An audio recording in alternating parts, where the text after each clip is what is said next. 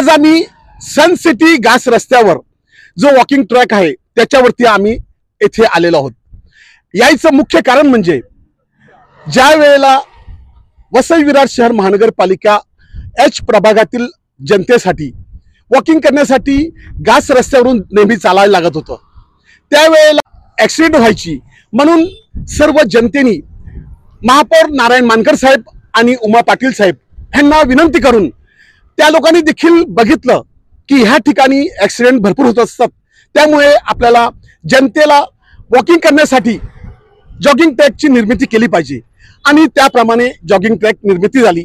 परंतु आता मधल्या काळात सन सिटी रस्ता हा उंच करण्यासाठी आणि त्या ठिकाणी रस्त्याचे काम चालू असल्यामुळे पर्यायी मार्ग देखील बनवला असताना देखील ह्या ट्रॅकवरून असंख्य वाहने भरधाव वेगाने टू व्हीलर तर अगदी वेगाने जातात आणि काल परवा दिवशी एक दोन बाईचं ॲक्सिडेंट देखील झालं।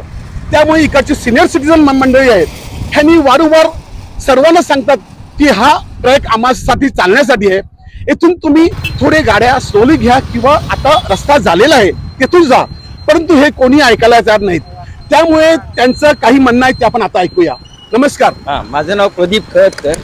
आम्ही या ट्रॅकवर नेहमी येत जातो, पण आता हे रस्ता उंचीकरण झाल्याने इकडे आमच्या ट्रॅकवर स्कूटर आणि हे स्कूटर रिक्षा सगळे येतात।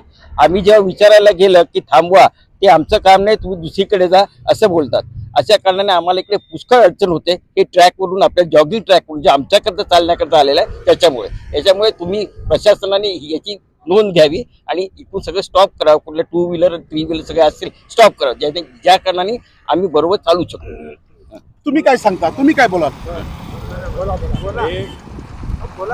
हे ट्रॅक बंद झाल्यामुळे आणि नवीन रस्ता जो आहे आता तयार झालेला आहे, तर ट्रॅफिक पोलिसांना आम्ही अशी विनंती करतो की त्यांनी हा मार्ग जो जॉगिंग मार्ग आहे तो त्वरित तुम्ही सिनियर सिटीजनसाठी किंवा वॉकिंगसाठी जो जॉगिंग मार्ग आहे तो तुम्ही खुला करावा आणि वाहन व्यवहार संपूर्णपणे बंद करावा या मार्गावर। आणि हे बघा, हे आता काय आहे, हे लागलेलं आहे यांना, हे आता 5 दिवस पुढे एक लडकीने स्कूटर लागली आणि याला एवढं मार्ग असलेलं आहे।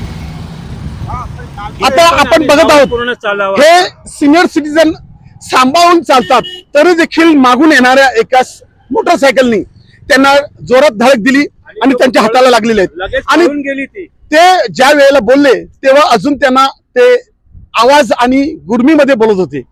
त्यामुळे आता आपण बघितलं इकडे ह्या रस्त्यावरून सिनियर सिटीजन असू द्या किंवा तरुण असू द्या किंवा लहान मुलं असू द्या, येथे चालण्यासाठी कोणासाठीही ह्या ट्रॅक चालण्यासाठी चांगला नाहीये, कारण इथे कधी ऍक्सिडेंट होऊ शकते, अपघात होऊ शकतो।